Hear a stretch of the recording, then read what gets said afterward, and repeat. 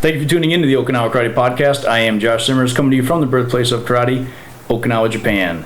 Today I'm sitting down with a person that I met for the first time, just today, in person anyway. Yep. Been friends for, 2 months now on Facebook, Jonathan Seavey. So Jonathan and I got acquainted because in August, when I went to visit my hometown of Tunkhannock, I went and interviewed a man named Master Kevin Robinson. And was talking to him, and he said, "Hey, do you know who this guy is? Jonathan Seavey." I said, "Nope, never met him. Haven't seen him yet." So, anyway, we got in touch on Facebook through him, and of course Drew Hobbs, who we both know, old high school buddy of mine. And you happened to come to Okinawa. That's right. What, second, third time now? This is my fourth time. Fourth time. Yep. So we got in touch, and we're sitting down today to do a formal interview. Yeah. It's actually really funny when Master Robinson reached out to me, literally, I think you guys left the dojang, and he was, texting me. He was like, "Do you know this guy, Josh Simmers?" I was like, "Nope, never heard of him." He's like, "You should look him up. He's really cool. You should talk to him," and, blah, blah, blah. I don't know about that, but... Yeah. I was like, I started, kind of stalking your Facebook a little bit before we actually became friends. I was like, we've got a lot of, friends mutual in common. friends. Yeah. And I was like, wow, it's really weird that somebody from where I grew up has kind of done the same path that I have a little bit, and come to Okinawa and done this. So small town, right? Yeah, really small town. Very small town, Tunkhannock. Yeah. So let's start there. Sure. I grew up in Tunkhannock, graduated in '94, and then I haven't lived there since, right? And when I was living there, I did not train under Master Robinson. I trained in a different dojo in town. Like I said, there was, I think, only 2 at the time. 2, yeah. And there might only be 2 now. It's a very small town, right?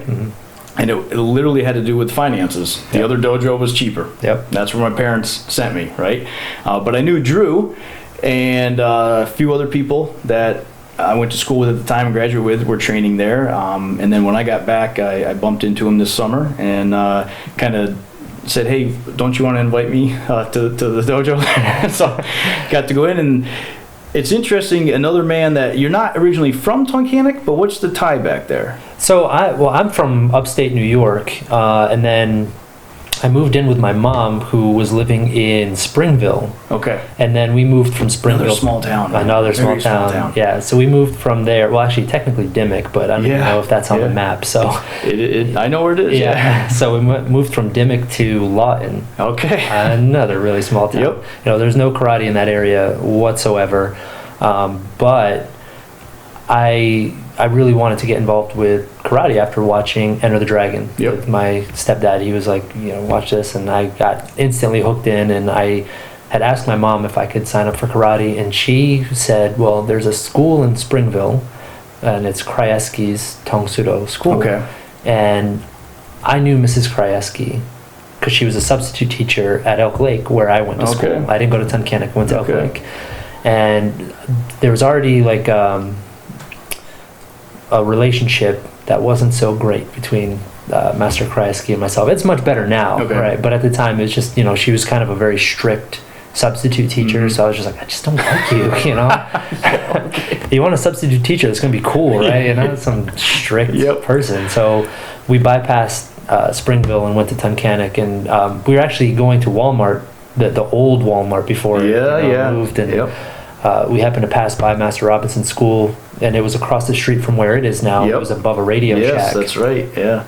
So we saw the information on the door, so we stopped and took down the information, and I think it was the following Tuesday that I went to my first class with him, and I just was going in, the atmosphere really just drew me in. It was exactly what I wanted. There was an adult class that was already happening, and I mean, when I walked in, they were all out in shikodachi, they're throwing their punches and kiaing and stuff. I was like, this is amazing. I want to be here. So I wish I had the opportunity to train with him back in the day, because just the one class that I visited, the man's passion for teaching, his passion for life. I mean, we talked for over 2 hours, probably 2.5 hours. I think I felt like I was there forever. I kept him way after class, but he's just a remarkable individual, And then to think about that type of interaction going back into the students, it's something special about that place. So There really is, and I kind of had forgotten about that until earlier this year when I got to go back and visit again, and it was a kind of a surreal moment for me because I went back not as a student but in a teaching capacity. I didn't want to go and do that. I actually asked if I could just come to class, and he kind of scoffed and was like, no, you're going to come and you're going to teach a class and share what you've been learning, because he's been following my travels via Facebook and whatnot. So it was weird to go back in a teaching capacity, but seeing all these people that I looked up to that were black belts way above me at that point in time, and they're just coming up and just showing me the highest level of respect. That's one thing that I will say about that dojang is always just the most respectful people, and when they're there, they work. They're committed to what they're doing there. So it blew me away because like I told Master Robinson, I had mentioned you, there was no air conditioning, and they were working. I came out of there pouring sweat as if I was here in Okinawa, and it's not what I expected to go in there. So you trained with him up until you graduated high school, or even after? Actually, just before I graduated high school. I actually moved to Virginia my senior year of high school, the beginning of my senior year of high school. So I graduated in 2004.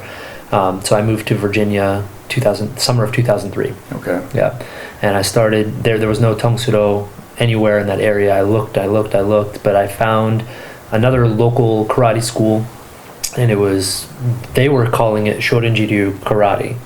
And it was almost the same kata syllabus as Tang So Doo, so I kind of just fell into the groove pretty easily, and I stayed there for a while.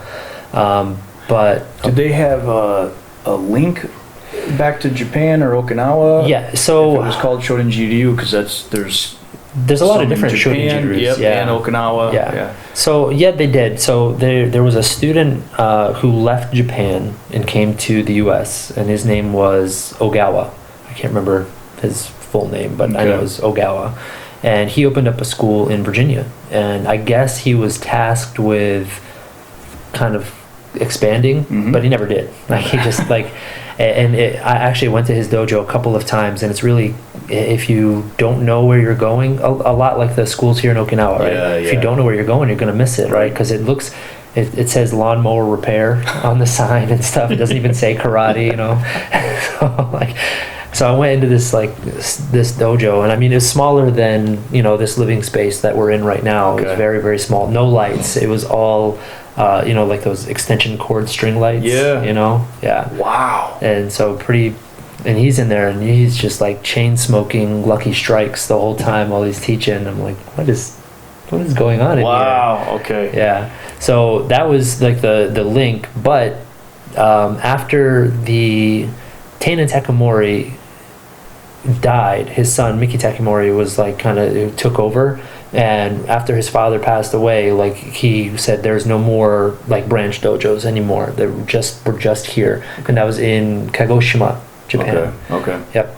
So they said no more branch dojos. So everybody who's outside kind of lost their affiliation, and people were trying to scramble and kind of find their path for continuation, advancement, whatever they needed. And so my own personal stuff going on at the same time that I had to leave the dojo that I was at with Sensei Jerry, and I ended up kind of just taking a year away from any dojo and just kind of training by myself, but working and figuring life out, at newly living by myself and that kind of stuff. And another gentleman who was from the same dojo reached out to me and asked if I would be interested in starting a dojo with him and his son. I was like, yeah, I mean, it could be fun. You got a location, let's go. I've been really missing that class experience and, the camaraderie, so let's go. So we opened up a school there in about 2 miles away from where I lived in Hayes, Virginia. Yep. And so about 6 months into us having this dojo, it got infested with mold. Yeah, really, the property owners refused to do an abatement. Okay. Yeah, so we had to so we uprooted all of our students, and we were sharing a space with a dance studio, and so we were there for several years. And again, kind of figuring out how we were going to continue to advance ourselves. So we kind of linked in to a like umbrella organization within the US that's like, well, you know, we're kind of the same situation where all these schools don't have affiliation, so they're just affiliating with each other and they're trying to like lift each other up. Yep. And it's a cool thing and then a not so great thing all in the same, you know, stroke here. One is you've got people that are promoting other people that are not from their same style, and that's kind of, yeah, that's rough, right? Like it's just not good. And I had a strong aversion to that just because, and you know, a lot of them didn't. But anyways, long story long, again, here we had a disagreement and I kind of fell away from that pack, and a friend of mine who was in that same vein reached out to me and was like, hey, you know, I know you do all these kata, but you also know Goju-Ryu kata, like let's link up with my sensei down in Florida. And so the Goju kata got introduced to you then from the second dojo that you were at there in Virginia? Yeah, not directly. Okay. I started competing a lot. So when I was in Tang So Doo, they don't compete outside of their own organization. Oh. Right. They do compete, but they don't. It's only against Tang So Doo people. Okay. Which is kind of cool. Yeah, yeah. So I would go and compete with them all the time. But then when I left and came to Virginia, I wanted to jump in and compete again. So I started competing with the AAU karate, Amateur Athletic Union karate, and they have like, you know, the state, regional, and national championships, and it was at that point in time really big. But doing the kata that I was doing here, the shurite based kata, it was just not quite enough. Like, Okay. I mean, it was like the kata were good, but we just needed more than what we had. So we started learning. Like I started learning Shobukan kata, I started doing unsu, you know, all the popular kata. Yep. So I started learning some Goju kata. I started learning seipai, kururufa, and tsuparenpei. Okay. So they're like the harder ones to learn. Yes. The other ones, they kind of, you know. So I learned. And big in the competition scene, Yes, right? in the competition scene. So that's kind of how I picked up the Goju kata, and then I kind of filled in some gaps here and there, and then I went down to Florida and trained with Sensei Ray Pete and his son Nick, and their other like assistant instructor at the time. His name was Richard Mustafa, and now he's like equal partners with Sensei Ray in the dojo. Okay. So it's pretty cool. So was there for a week training. That Friday, Sensei Ray had me do a test, and he gave me my Shodan in Goju-Ryu. I was like, all right, this is kind of cool, I guess. You know? And he was like, yeah. He's like, so if you're with me now, like Goju is your path. Like, let's go.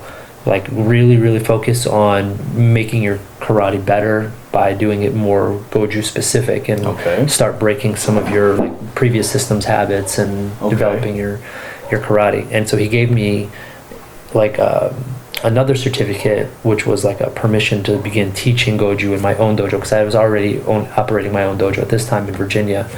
So I started teaching Goju in Virginia, and I brought him to Virginia the following year, just because I was like, well, you know, I'd like for you to see my students and you know, get some more information, and you know, this is still pretty new. So he came and he saw what I was doing with my students, and he was like, whoa, you have done a really good job with like the information that I gave you. He's like, we've still got to work on some stuff, still got to mold it a little bit, but really, really great job. And so at the end of 2016, he was coming to Okinawa. He's like, I want you to come to Okinawa with me and, you know, meet the kanchos and senseis here and do the training. So that was my introduction to Okinawa. 2016? Yeah. Okay. Yep. All right. October. Matter of fact, I was here in Okinawa during the Guinness Book of World Records kata. I participated in that. I was there. Yeah. Oh, probably even saw each other. I was like, hey, the American. Yeah. Fuki kata each, right? Yeah, Fuki kata each. Yep. Almost 4,000. Yeah. It was 3,000, just shy of 4,000. Just shy. People. So your first time coming here to Okinawa was in 2016, but prior to that, you were pretty embedded in the competition in the U.S. with AAU. With AAU karate. Kata and kumite at this time? At that point in time, yeah, I was doing kata and kumite because that was just a a prerequisite we had to. Like the sensei in the U.S. was like, if you're gonna, actually I did kata, kumite, and kobudo. Okay. Yeah, and I got national champion a couple times for kumite. I think I may have medaled once or twice in kata, but I never really. I don't enjoy kata competition.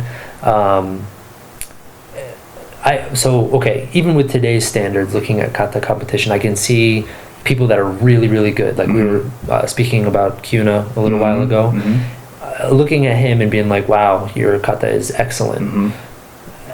But there's also stuff where I see his kata and I'm like, okay, I don't know if that's necessarily a good thing that you're doing as far as like application goes, or that's the other side of it, right? Yeah. But I know that if I got up and did a kata, I would be doing it true to Shobukan lineage now. Yeah. And somebody who's not from Shobukan lineage is going to judge it and be like, well, it's wrong because we practice, JKF or whatever. And I'm like, okay, but they're not the same. So how can we really compare them? They're still beautiful. They're still correct. Yep. How are we really to determine winning and losing? Yep. So your sensei in Florida is still affiliated with the Shobukan? Yes, he is. Okay, and that is what got you started with coming here. Yeah. The first time in 2016. Let's talk about that. What did you think when you were coming to Okinawa? What expectations did you have? Did they come true? What things did? I was really nervous because, again, I kind of just came into the Goju-Ryu family. I was doing my best with it, but I knew that I still was carrying a lot of habits from my previous styles and stuff like that I wasn't at a place where I could separate them yet. And Sensei Ray, he was very reassuring. He was like, just go in there and just show them what you've been showing me. You're gonna do fine. It's gonna be great. Just go and do it. So we got here, and the Okinawans and the other members, I think there was 11 of us that came that year. The Okinawans and the other members of Shobukan that came from the US, they were all very relaxed with each other and very they're joking and being playful and stuff, but every time I would go by them, they're very and I was like, well, they hate me. What have I done? They hate me so much right now. And I went through the whole. We were here for 11 days that trip. And I went through 10 of those days just thinking that they just hated me. I was having a really bad time. I was like, oh my gosh, what am I doing wrong? So we would train from 10 o'clock in the morning till about 1 o'clock in the afternoon. We'd take a break, go do some tourist stuff, and then we'd come back to the dojo again from 7 to 10 o'clock, 11 o'clock at night, and do more training. So during that gap, I was spending my time just training more, because I was like, I just got to get it right. I have to make it perfect and do exactly what they're telling me to do in the dojo. They're critiquing me so much. I thought I was good. That apparently I suck. But then I got to a point towards the end. I kind of wish I would have realized it a little bit earlier, that everybody's getting that critique. The critique is a good thing. It's just how we're all growing. It's probably mostly in my head, And then we did a test, and I didn't know that I was going to be being tested, because like I said, I just got promoted to my Shodan in Goju. I was already a Yondan in 4th degree in Shorinji-ryu. Okay. So I dropped down to my Shodan and was coming back up. So that Friday night we did a test, and they promoted me twice in the same night. They gave me my Nidan and Sandan at the same time. Wow. Yeah. And they also gave me their official license to teach when I go back home. Wow. So that I was completely blown away by just receiving that. I was like, oh shit, maybe I'm not doing so bad. This is okay. And then the following morning we had to get up and do Kobudo testing. And I had 0 rank in Kobudo, white belt. And they promoted me to my Sandan, my 3rd degree, that same day. So I was like, this is a lot. The Kobudo promotion that you received that time, was that part of Shobukan, or was that part of the Zen Okinawa Kobudo Renmei? So the Shobukan doesn't have its own Kobudo. Okay. They like the Renmei, the Kobudo Renmei, and Shobukan are like together. Yep. Okay. Yeah. Okay. So it was through the Zen Okinawa Kobudo Renmei. Fantastic. Yeah. Wow. That is quite the trip, man. Yeah, it really I went home just like I don't think I stopped smiling the whole flight home. Like I think like I got off the plane, I was like, my face hurts. I'm like smiling so hard. Yeah, it's interesting you mentioned too that you felt like you were being critiqued so much, but didn't realize that other people were also being critiqued. Yeah. And that's a lot of times that's how we feel like, man, why is Sensei being so hard on me? You know, but you kind of take a step, look back, and everybody's getting the same thing. Yeah, everybody is, and it's something that I feel every time I come here too. I get critiqued a lot. And so the first time I came with a group, but every time I've come after that, I've been by myself. And I get, so I can't look around and see everybody else getting critiqued because I'm the only one in the dojo at the time. So it's just like, oh my gosh, then I have to kind of remind myself, no, this is why we're here. We're not here to get like a pat on the back and be like, hey, you're doing a good job. Like, what's the point of even coming? I want to get better. So I want that critique. So it's good. Yeah. So the main senseis then that you train in at the Shobukan are? So who's in charge is Kancho Masashi Shinjo, who is the oldest son of Masanobu Shinjo. And then his brother, Takeshi Sensei. And then their like senior advisor to them is Takushi Sensei, Seiki Takushi Sensei. And he's a 10th degree Goju and Kobudo. Yeah. Okay. How many people do they have in a typical class, a typical training night? I'll be honest, I don't know. I have never been in one of their typical classes. Oh, really? Yeah. And all the times that you've come here, it's been... Every time I come here, they either shut down the dojo, and it's just like I train with them, or they have me do stuff with the kids for kumite because they know like I do a lot of kumite stuff. So a lot of times I'm teaching kumite, and then maybe it's like one or two other black belts that are there working with me. Okay. But I think on a regular night, I think there's probably like 10 to 15 people. So I was just, were you surprised to know that they're so, compared to American dojos, right? Many American dojos are 10, 15, well, more than 10, 20, 30, 40, 50, right? Okinawan dojos, we were talking earlier, it's not uncommon to only have 10 people in there. Sometimes less, right? Yeah.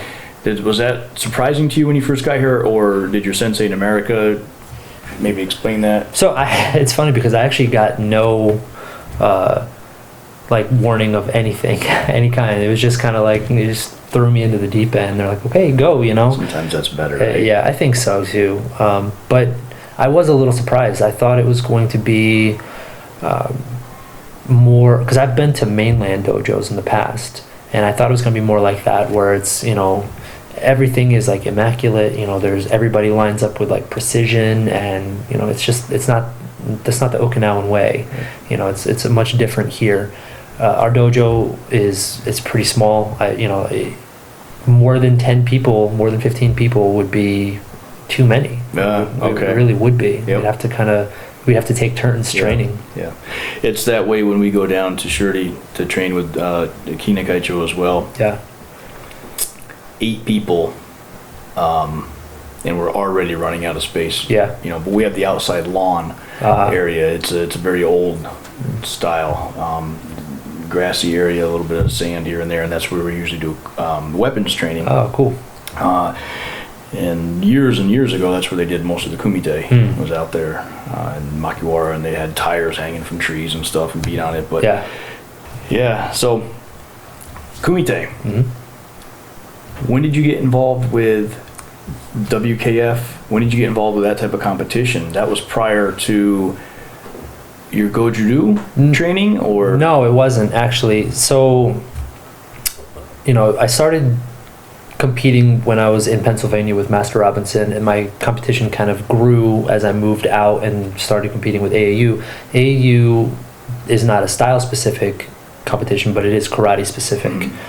So that kind of grew there, and then I stopped competing in AAU and took like a big break, And then we got involved in that umbrella organization that I was discussing, and they had their like world championships, and it would be in different places in the world throughout the, you know, every other year or whatever.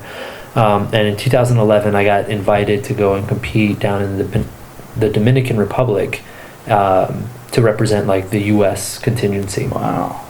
So I went down there and I competed in kata, kobudo, and kumite and team kumite. So I got second place in kata, which I was really surprised in. I was like, what? Okay, cool. And then I got disqualified in my first round in kumite for excessive contact. Okay. So yeah, that was a big thing. Okay. Okay. I got follow-up questions about that. Okay, sure. First place in Kobudo, which I really didn't expect, because with this umbrella organization, there's a lot of people that come in that are kind of non-traditional. So there was this dude out there who was doing like double nunchaku, and he was doing like backflips and stuff. I was like, I'm gonna go out there and do a traditional bokata and let's see what happens, you know. And I ended up getting first, and he got second. So I was like, well, that's really cool. And then, you know, I got to compete in team kumite, and it was like 3 versus 3. Yep.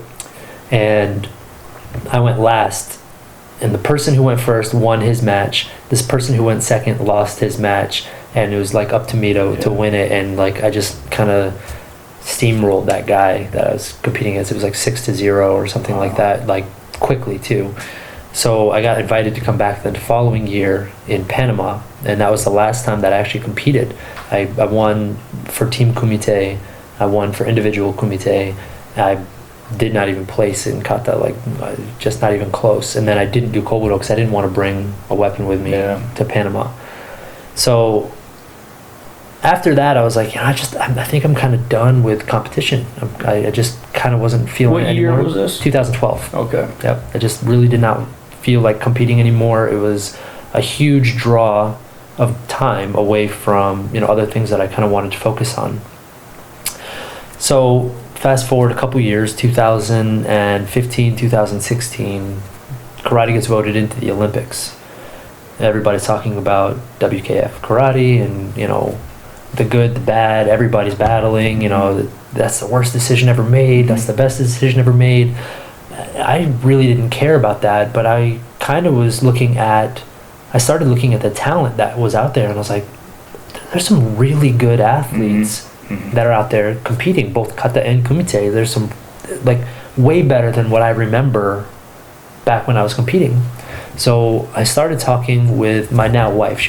We were just dating at the time, and I was like, you know, I think I could do okay if I like jumped back in and started competing with these guys, but I would have to really like dedicate a separate training time to like get in that level of shape.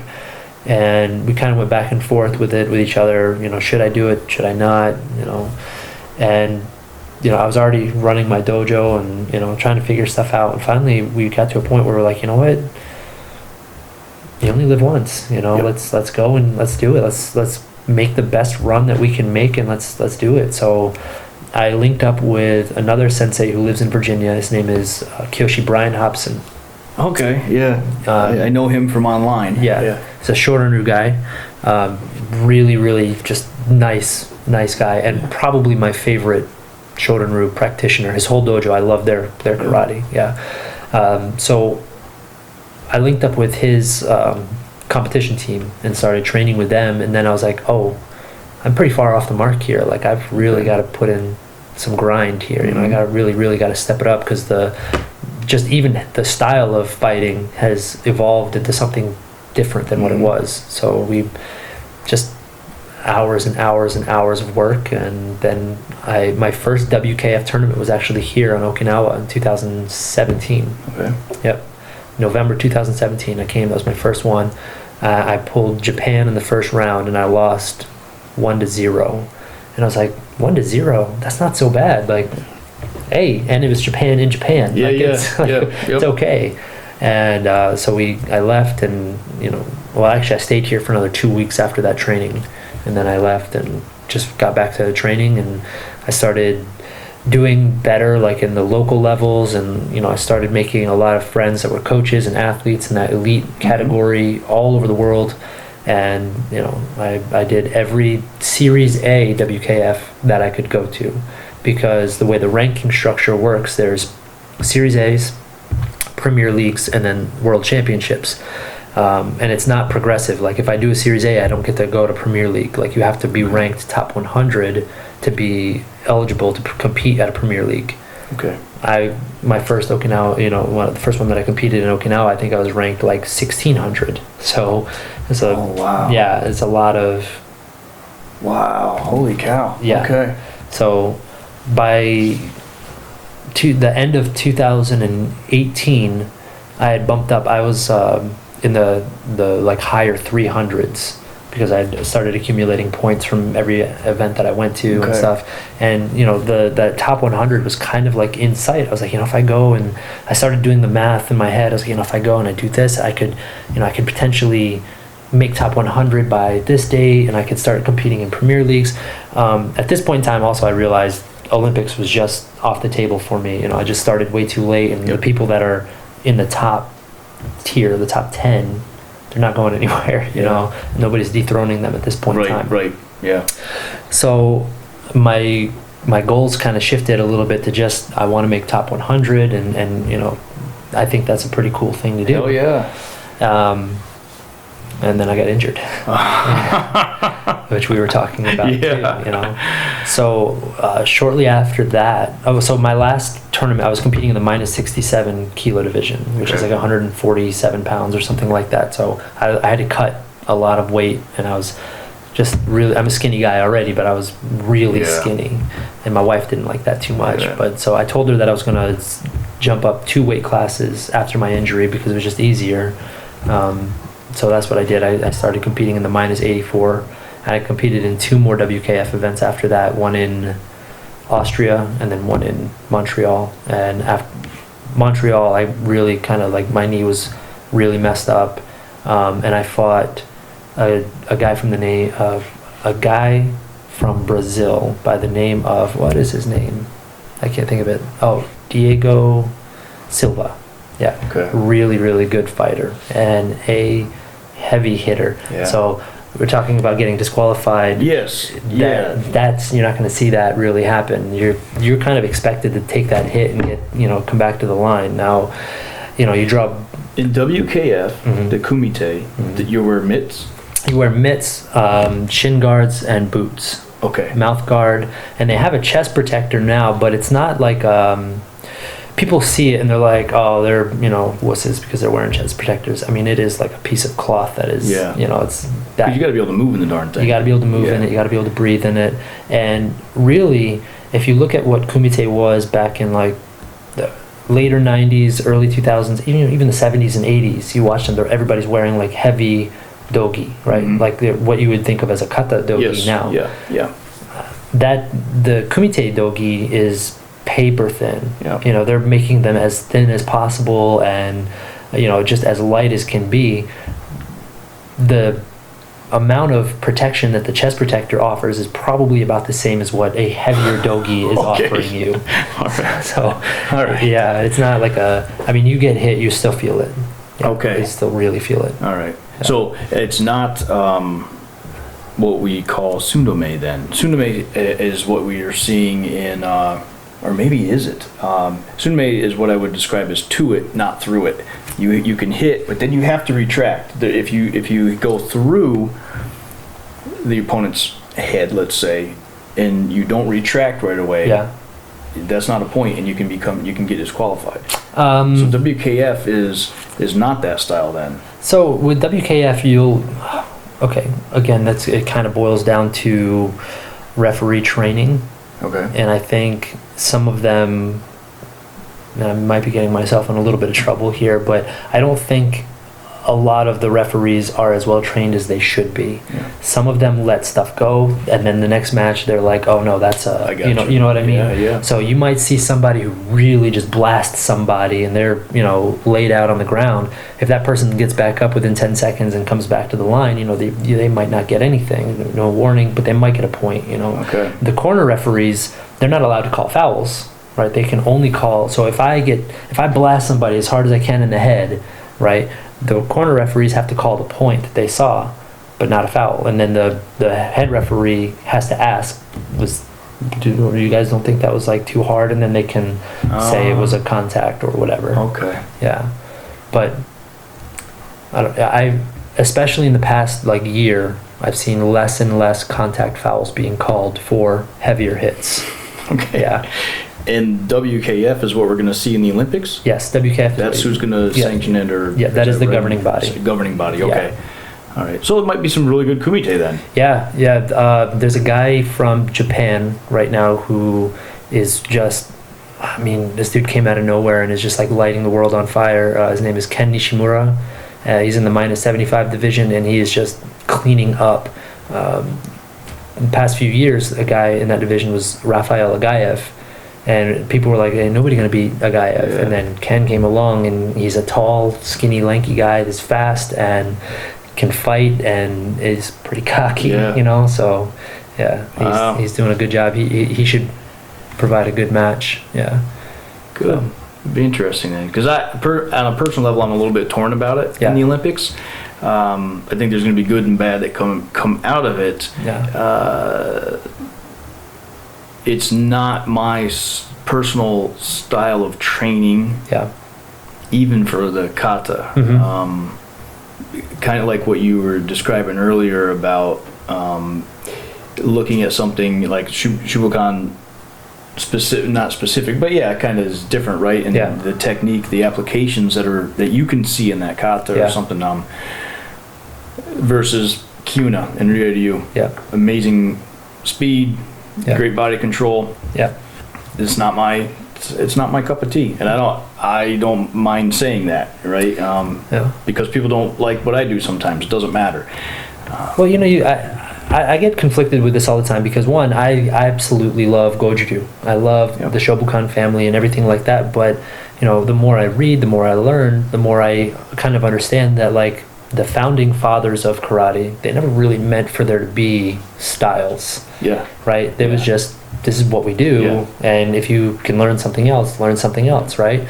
And when I look at modern day kata competitors, they're sort of embodying that because they're doing Goju-Ryu, they're doing, Shito-Ryu, or... It's a very good point.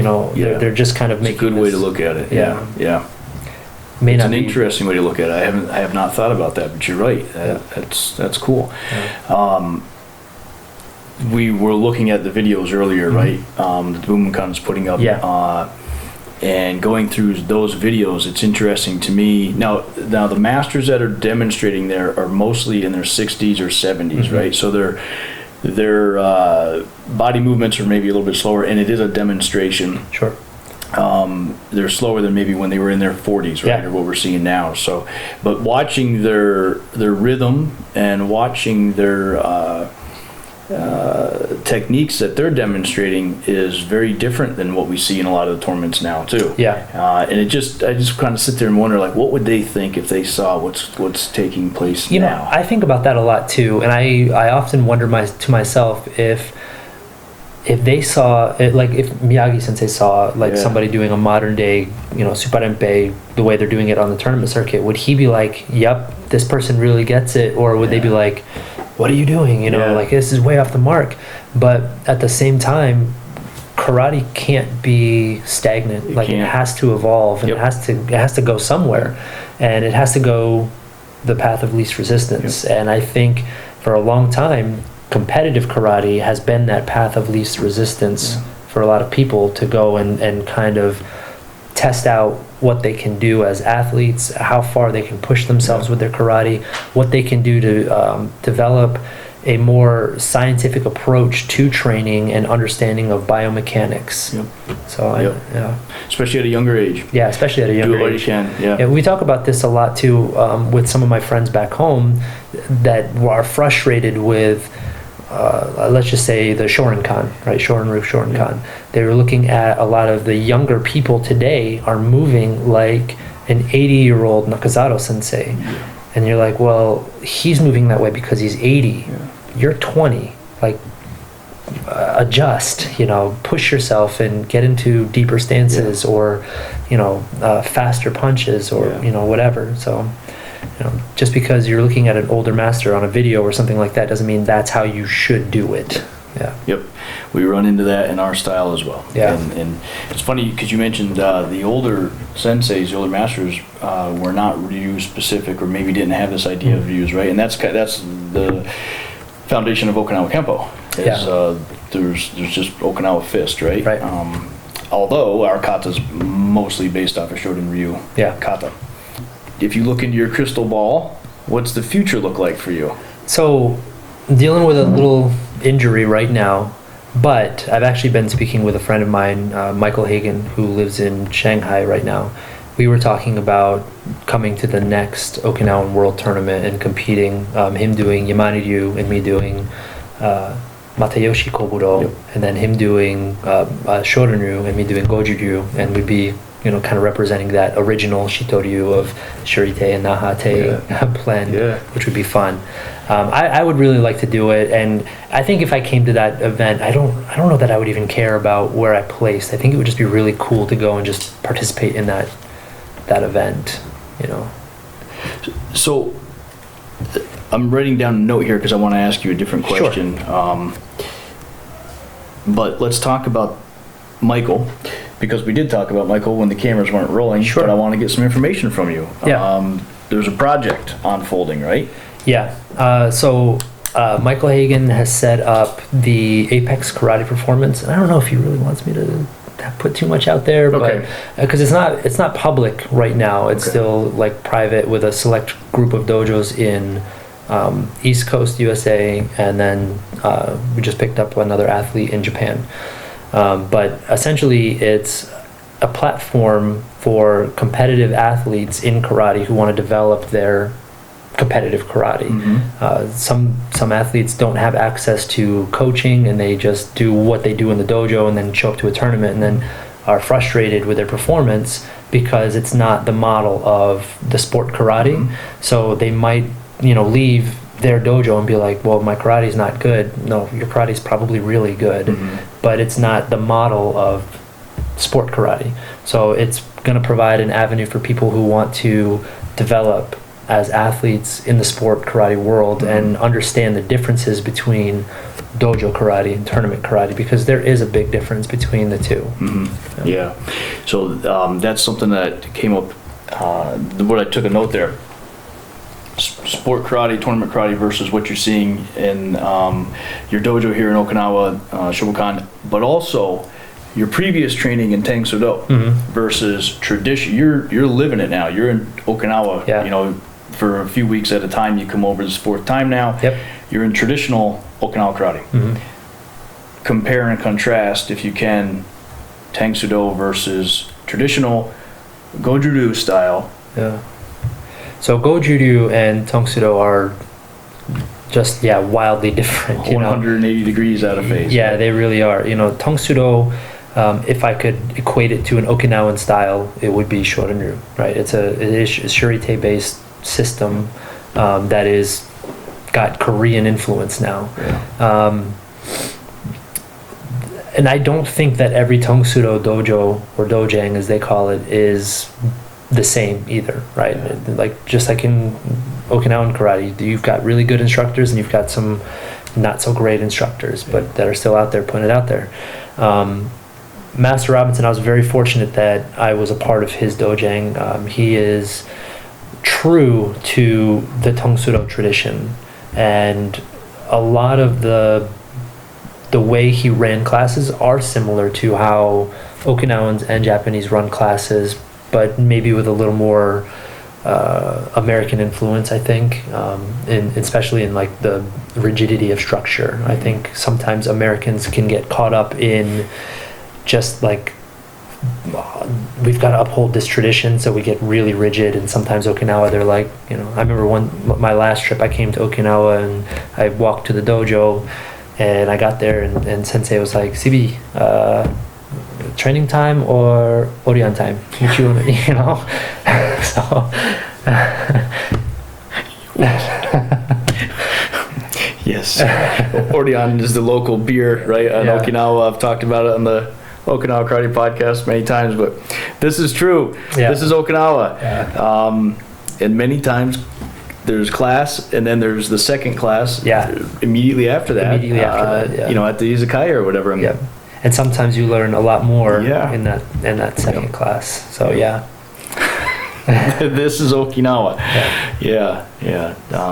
Quite laid back. Quite laid back, yeah. Where I think, you know, in Tang So Doo, especially with Master Robinson, he was very much like, this is how we're supposed to do it. This is how we're going to do it, which is not a bad thing. You know, that definitely preserves what they do. Mm-hmm. You know, and I think there's some really good in that. Yep. Yeah. Yep. So now this is your path, though. Goju-Ryu. Do you? I mean, I don't see why you would ever stray away from that. But not only the Goju-Ryu side of it that you're getting here, but you're getting the traditional Kobudo as well. Yeah. And you just had something pretty special happen yesterday.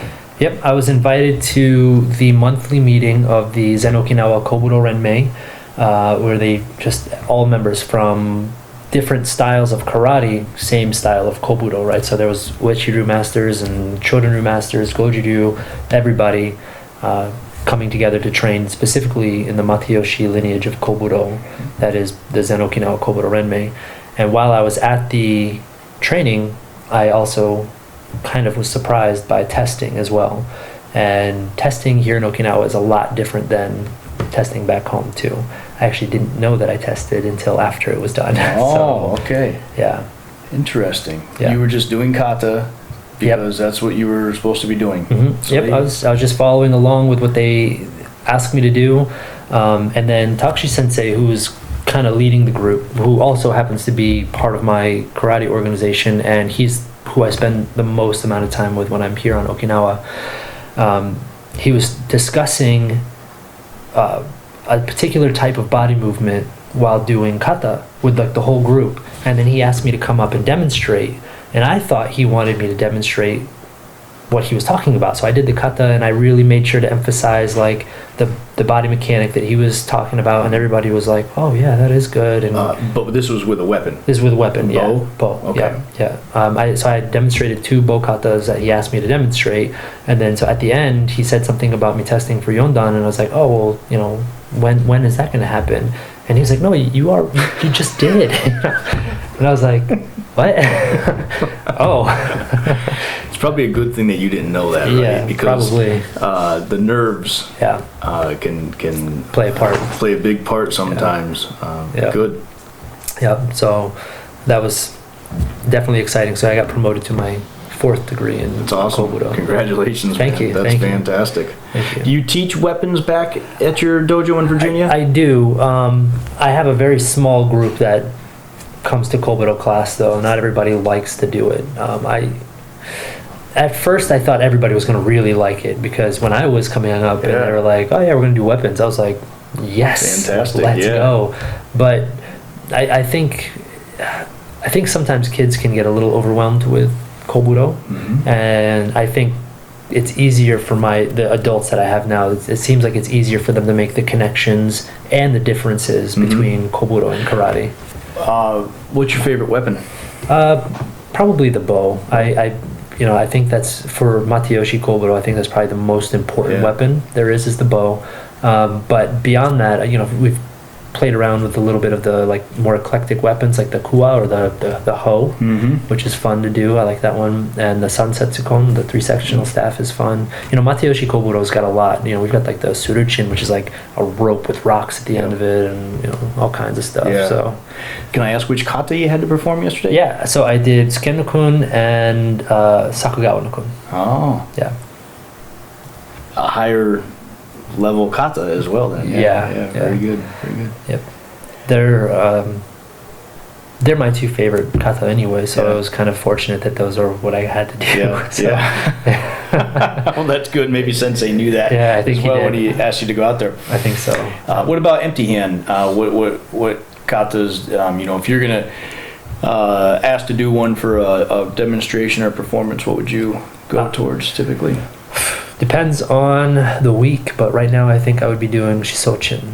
Yeah. Okay. It's probably my favorite Goju kata right now. I think it's got a lot of obvious application And there's a lot of movements in there too that I think you can kind of find some hidden application with as well. So, cool. I like Shisochin. Good stuff. Or Kururufa. I don't know. Yeah. Well, if people want to follow you, if they want to get in touch with you, if there's students in Virginia that are looking for a dojo, how can people track you down? So probably the fastest way would be through my Instagram, and my Instagram tag is jcv67. Okay. Yeah, just like that.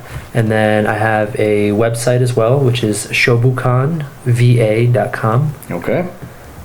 All of our class information and stuff is on there. So fantastic. Accepting new students? Always. The dojo is always accepting new students. Ages. What's the youngest you'll accept? So I have we call it the Shisa class, and they're my 4-year-olds to 6-year-olds. Yeah. So we've got my youngest is 4, and I don't know if she wants me to say how old my oldest is. Yeah. That's fine. That's good. Yeah. That's good. But your class structure then, you have 4 to 6-year-olds, and then 7 to... typically like 7 to like 10 or 11. Yep. And then then it goes into my teens and then my adults. Okay. Good. Yeah. So our class structure it's very set too. So Monday night is my kids, like the 7-year-olds to 12-year-olds and teens, and it's always kata and kion. Okay. Tuesday night is my shisa class and my adult class. Again, always kata and kihon. Wednesday is kumite, all kumite. And then Thursday back to adult and shisa kumite or whatever we're doing that night. Adults don't always do as much kumite as my teens and kids do because they want to do more bunkai or more kata study or whatever. And then Friday night we do kobudo. And then I also have my competition class kind of peppered in throughout different times of those nights too. We meet 5 nights a week, and then I have like a special class on Saturdays. It's kind of a private lesson, but if I had more students like this student, I'd probably open it up to more people, but she's completely blind. Okay. I saw a video. I saw the video you posted. Yeah. That's fantastic, by the way. Thank you. I think she does the work. I mean, it's easy for me, right? I just come in there and I kind of move her around a little bit, but she's the one who memorizes everything and, So Jonathan posted a video of one of his students who is blind doing a kata, and I thought that was great. Thank you. Show that. So it's been a really unique challenge in developing my teaching because I can't just talk. I can't just and I can't even just demonstrate either. Like I have to think like really critically about how to present information to Mariah. Yeah. How did she find you? Did she know you? Nope.